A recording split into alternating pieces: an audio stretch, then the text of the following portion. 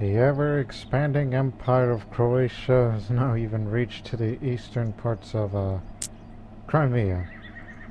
And on the last episode, we created a university, our own university, an Imperial Academy, Zoroastrian Academy, Great Academy, led by Wisdom Besar. I don't know why they called him Wisdom by the title, but that sounds a bit elitist, don't you think? For the guy who is the headmaster here. But nonetheless, as a reminder, for those that didn't see the previous episode, this doesn't apply to just Zoroastrians, but there are students from all over the world, including Hindus of India, Jains as well, Buddhists, anybody get into that basically, even a Muslim here.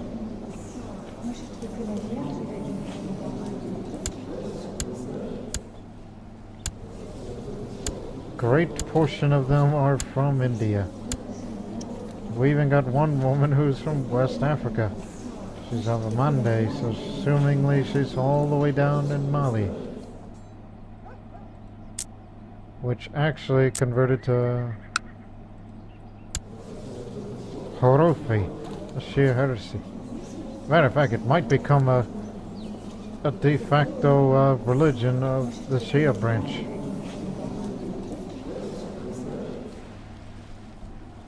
So that'll be quite interesting. Yeah, and also another thing to address, those guys, okay, the steel artifact option is still there. One of the guys who runs that artifact acquisition and overhaul mod did an update, which are far too numerous for me to mention, but the one thing that stands out is I can't steal artifacts from China anymore. See, it is within diplomatic range.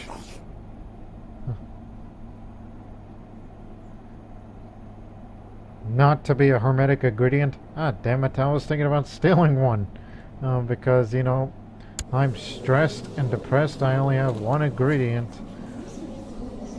One hermetic ingredient. Where is it? There it is. But I really don't have much, so it could possibly, I could either die stressed or depressed. And I don't plan on committing suicide.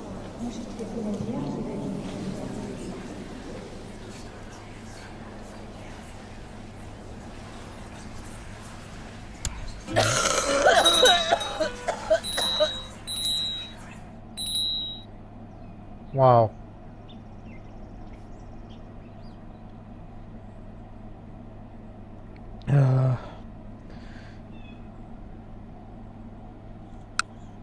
Empress Jadranka has ascended to heaven in age 151.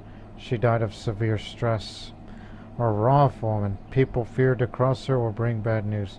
A wicked woman. Jadranka will surely pay for her sins in the afterlife. Emperor Prohor, the first emperor. A reclusive man. He is perfectly fine letting the counts do most of his work. For better or for worse. Long live Emperor Prohor.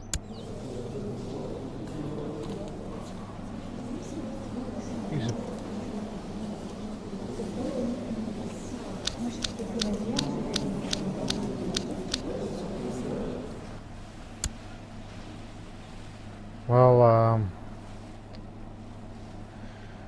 Jadranka, the first Empress of Croatia, apprentice board gamer, warrior, religious philosopher, first female Maga of the society as far as I know, great steward, a trader, far too many things to know about her. Not to mention survivor of the two crusades, founder of the academy here, expanded the empire nothing like before, whereas in her youth it was about as small as that. So yeah, in the heart of the 151 year-old Empress has finally stopped beating. All because of stress. Could have been natural, could have been depression, but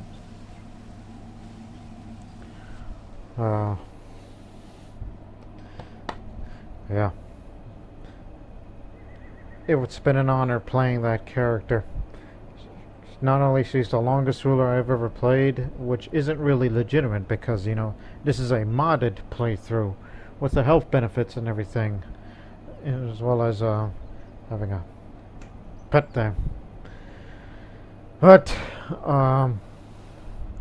yeah, longest ruler I've ever played. I even outlived that other immoral character who was only about 130 something that I can't remember. But, yeah, the eulogy, if I were to do an eulogy on her, I guess I would have to do it here. But give me a moment, let me put this country back together. Because I will get the... I mean, everybody's on the council, right? Yeah, everybody's still here. Nomad agitation, we're still building buildings.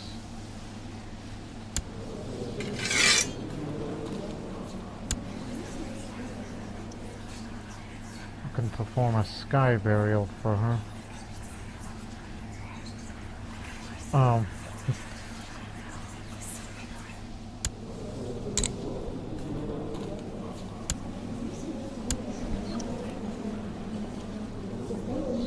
See the skills, Shy just like the predecessor.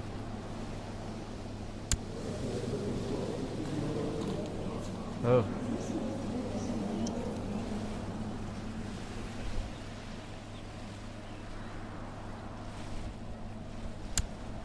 Tell you what,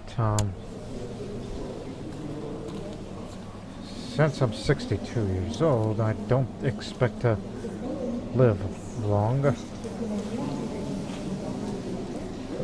You know, before that character died, I was planning on being a hunter, but don't expect to live that long either.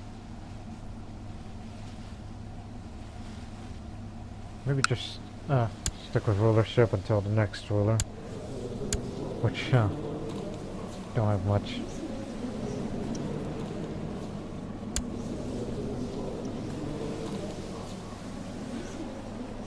Give me a moment. Once again, I'm gonna use this time for this episode. Let's say right now, what I'm about to say is a eulogy for Jadranka. So basically, this whole episode is just gonna be in mourning for the ruler who founded the Croatian Empire. Again, Empress Jadranka Senulatovic the Glorious. She was born born on 27th of August 968 and died of severe stress on May the 5th, 1120 at age 151. Although what's ironic to that is May the 5th, 1072 was the date that the Empire of Croatia was created. In other words, that's what we should say, that's Empire Day, or the foundation of the Empire Day, depending on how do you address that as anniversary of. She died on Empire Day. That's what we're calling it. It's very ironic, in a way. But then again, he never lived, that's her last husband, second to the last husband, never lived to see how Jadranka became. So did her parents. Jadranka, originally Queen Jadranka, was crowned at age 3 years old when Vertigo died of pneumonia on March 12, 1972. While her mother died, how many years? Died 8 years later when she was living in Russia. Died of the plague, so she was living in Russia. And is of the Vlastimirovich dynasty, so she's not a purebred Croatian. She's a Croatian Serbian, Serbo-Croatian, whatever you say, but ethnicity regardless. half Croatian, half Serbian. She was born strong. She was scarred at the battles she fought through later in life. Not to mention she survived the plague, which especially her first decision was made at age 10 when the people, despite the fact it's ruled by a regency, to say that, what will you do about the Jews? And basically like, what do you want me to do? She's 10 years old. She knows nothing about this. Again, she grew up at a time when Croatia was small and living on hard times because of the Black Death out there.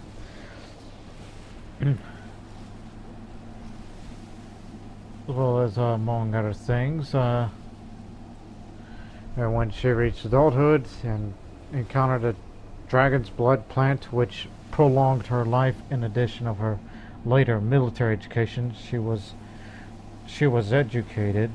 raised by her uncle, who was not a nice man in a way. Where's Tomislav? Yeah, that was her uncle. As I said, he wasn't a particularly nice guy, but he later became the king of Bulgaria.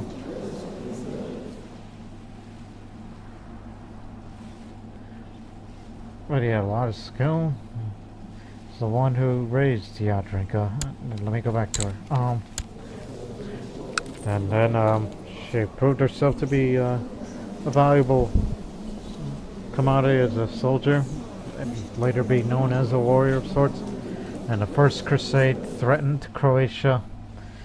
And then after, when she fought off those Catholics who threatened her homeland, she became known as the Glorious. And also expanded the territory into Serbia and down there in Balkan, which in a way she united Yugoslavia.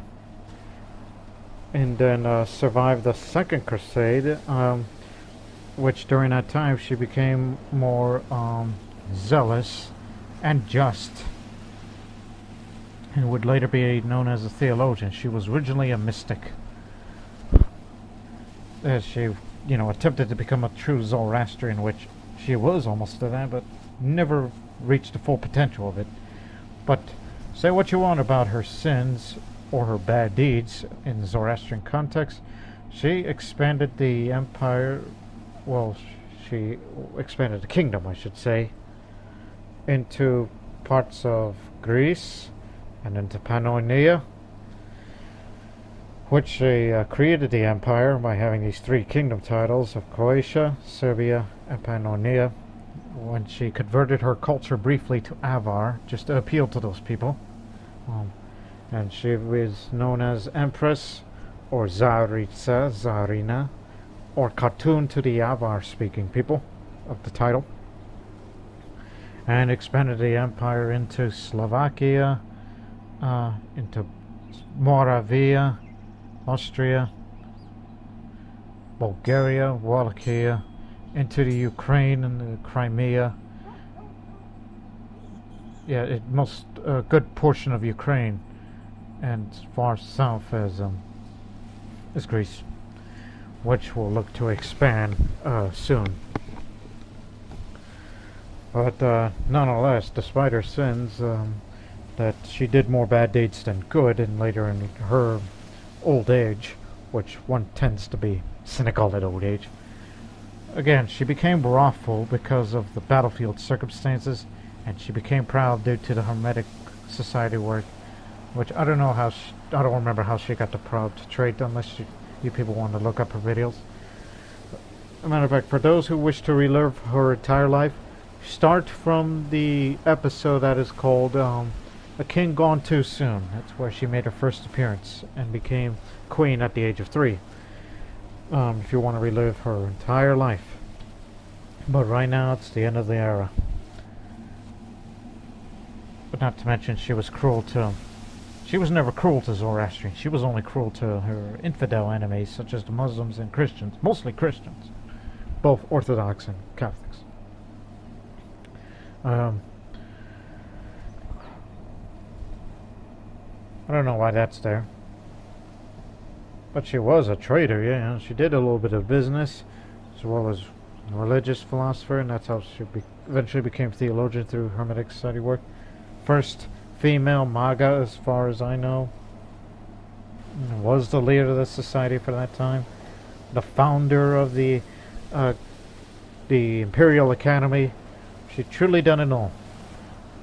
And yet, in her 90s, she originally thought she was done it all, but decides to expand the empire into great heights like never before. And then many years later, lived. At least she died in peace. We weren't in the middle of war or anything like that.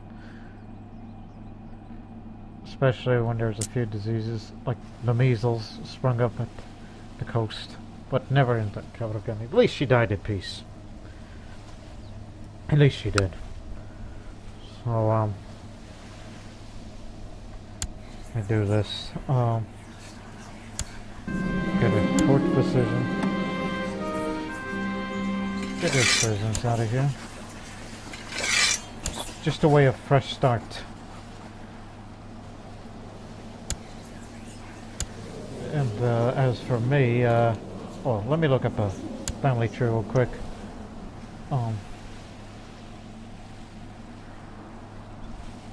Where's... Oh, I'm going way back. What am I doing? Okay, there's Empress Jadranka.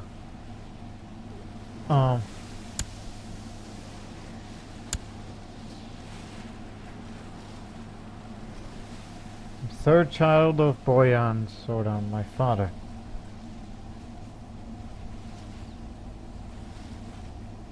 Father, grandfather, great-grandfather. Kinsolin. I thought she was a great... Well, actually, how many children does Soromya?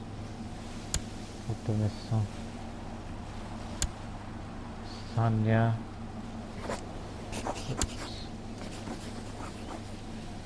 Okay, that's my son. I'm a father. And that's my father, which a children will say grandfather. Great-grandfather. Great-grandfather. Great-grandmother. Yeah. Good Lord. Zoroaster have mercy. She really lived long. Huh. Oh, I forgot another one of Jadranka's accomplishments regarded just for... Well, maybe, yeah, we talked so much about her and the nation. The other contributions to the world is, besides the Imperial Academy, is that Zoroastrianism expanded like never before, even though there's a few Mazdaki heresies, which she did fight and destroy the Mazdaki heresy in Bosnia, where it originated. But a new one has sprung up, which I'm sure we'll deal with them at some time.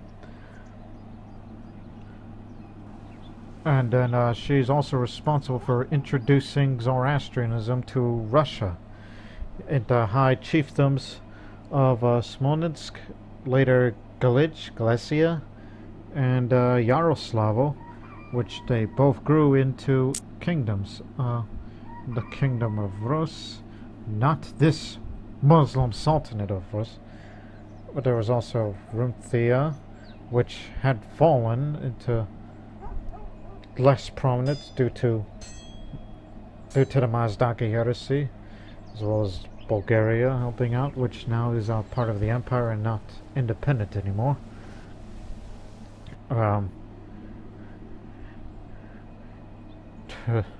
What else did she accomplish other than introducing Zoroastrianism to Russia? I think in a way she was the spark that started a big holy flame that expanded throughout most of Eastern Europe and down into the Balkans. She, again, Zoroastrianism fell on hard times, and it was originally a heresy until she made it into a triumphant religion, into a de facto religion of the Mazdan faith. So she was, oh boy, here we go with Star Wars interpretation. She was the awakening of Asha, light. And far, far too numerous things to mention, which are all covered on video now. Which I'm sure she's done more than I can tell you. That's what it basically is now. Let me see, because I'm gonna choose my patron angel.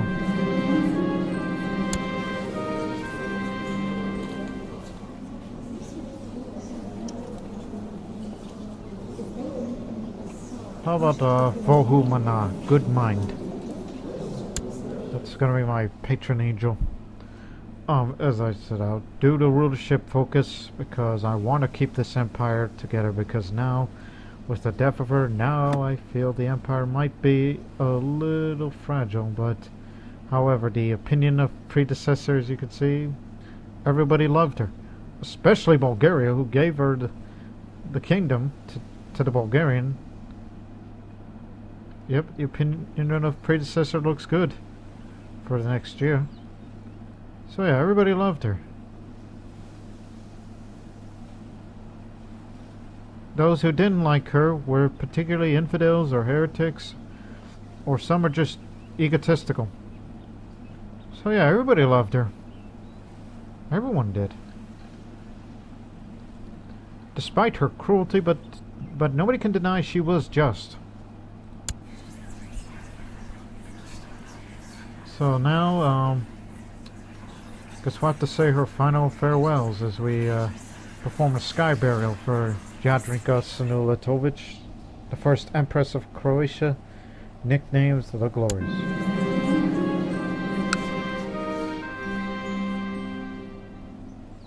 Whoa.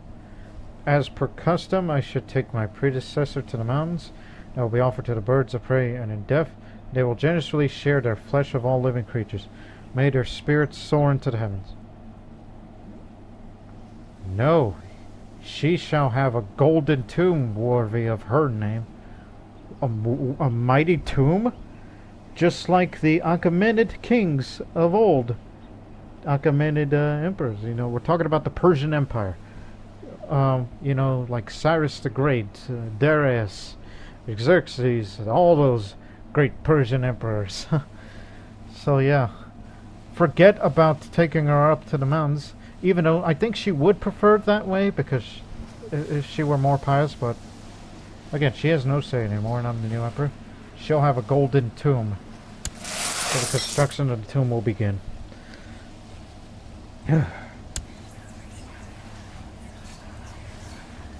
And in the meantime, we'll hold a grand tournament, which it'll begin soon. At the same time, we'll build a tomb for her. How old are my children? But then again, I think they outlive. I was about to say, can't you send her to university? But no, she's married to some commander there.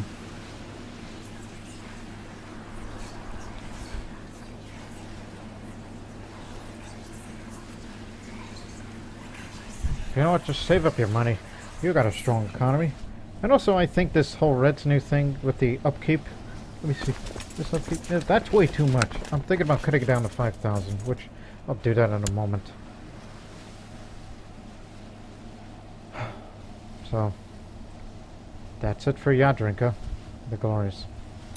And we're building a golden tomb made for her. And there's always time for a good book, even though I'm 62 and there's no need for fertility. And my heir suffers from depression and gout. Oh, I've selected a remote and secluded location for the tomb. The men are ready and waiting for my command to start digging. Well then, put your back into it. I don't know if... Well, again, I'm speaking it from... Oh, a traveling Arabic scholar arrived on a ship on the harbor of Dubrovnik. The scholar named Akbar Akbarid... Akbar Akbarid... How about that? Is rumored of working on a compendium of medical treatments. This likely makes him a willing candidate to position a physician, and he would be able to continue his work at court. Akbar Akbar. Rationality, reason, and free will. It's from that school. An Egyptian Shia. Shia Egyptian. Bring him to me. Why not? I mean, we appeal to all foreigners. We're a multinational empire. The tomb stands completed. It sparkles of all the gold and steel within. I make sure to properly seal and cover the tomb, taking extra caution that no markings reveal its location. I kill all the workers so that no one but me and my personal guard know where to find it. Ah! Have the guards killed? Okay, magnificent, and no one shall ever disturb it. I didn't know there was that feature. I guess that's for Zoroastrians that I didn't know. So, yeah, I guess we did. One would think, yeah, we did make a proper funeral for her. So after this tournament, and oh, again, I will cut this episode short. After this tournament, on the next one, we'll go to war against the Byzantine Empire to prove myself as a warrior, to take the rest of the Duchy of Athens.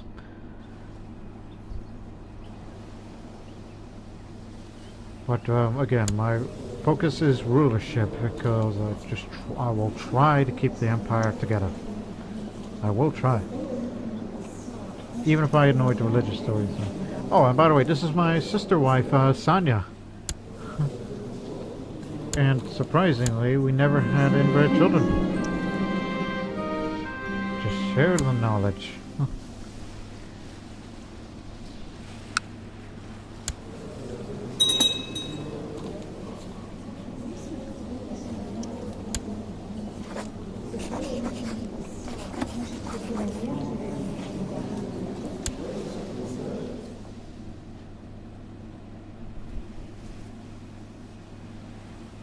Right.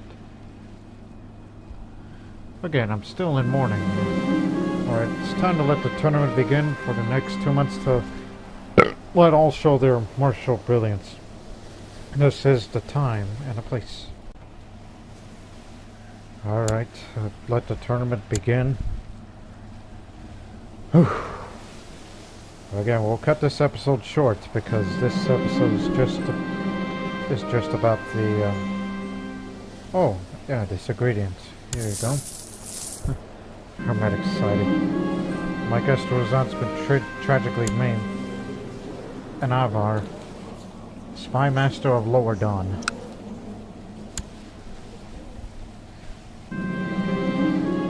My loyal vassal, Georgios of Kranberg. Georgios of Kranberg. Oh, okay. Significant donation to my war chest, and I will owe him a favor. Yeah, sure. Thank you. It's more money.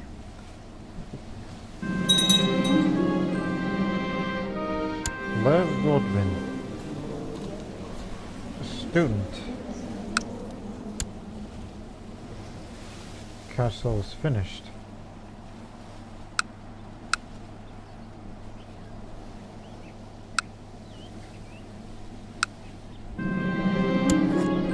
I'll give you the castle. Here. Tukavadic the Young. I don't know why they call you the Young. Bessin. Gee, everybody's getting at this tournament. No wonder you're weak. Not just wounded, but they're losing limbs here. Well, not all limbs. Oh my! Another student from the university, Karluka.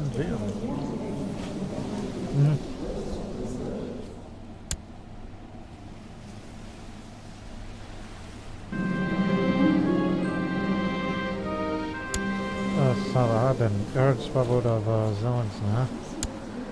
This is Zoroastrian. This is a very deadly tournament, but then again, this is an empire. Another Avar. Just some chief of Bucharesti. That's in Bucharest. Training yard. Go to V. Another Indian guest, Rajput student.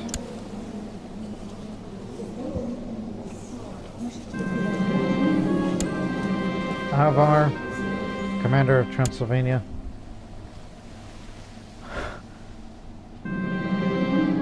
Another Indian student, Gujarati. Jesus. Everybody's getting hurt in this tournament.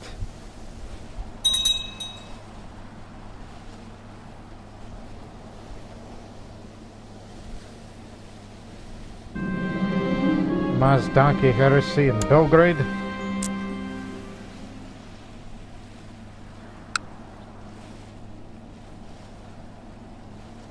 What is the meaning of this?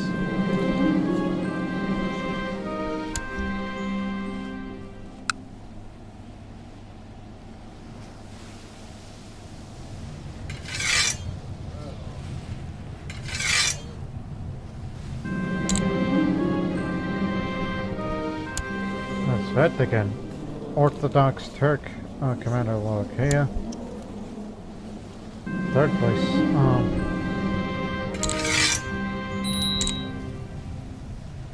Second place, Zhangzong.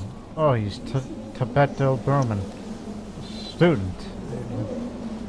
That's valiant performance. And the winner is Tamil. Another Indian in this. Hindu man, student. Winner of the grand tournament.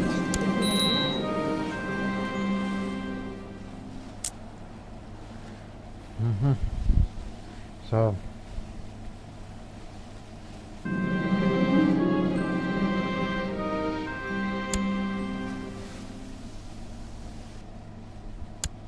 That's a small rebellion. So until we'll cut this episode short because this episode was all about the passing of Jadranka, and we actually built a golden tomb for her, which I didn't think of that before. So I guess she does deserve it, but if she were alive right now, she would prefer to be, you know, up in the sky burial, so she can be with, you know, again, despite her bad deeds, but we can't deny her contributions. If she were more pious, she would have been with Zoroaster, Zurvan, and Ahura Mazda, Lord of Wisdom. Yeah, she would have been with Ahura Mazda in that time. So, and we'll see you on this next episode. Till then, so long for now.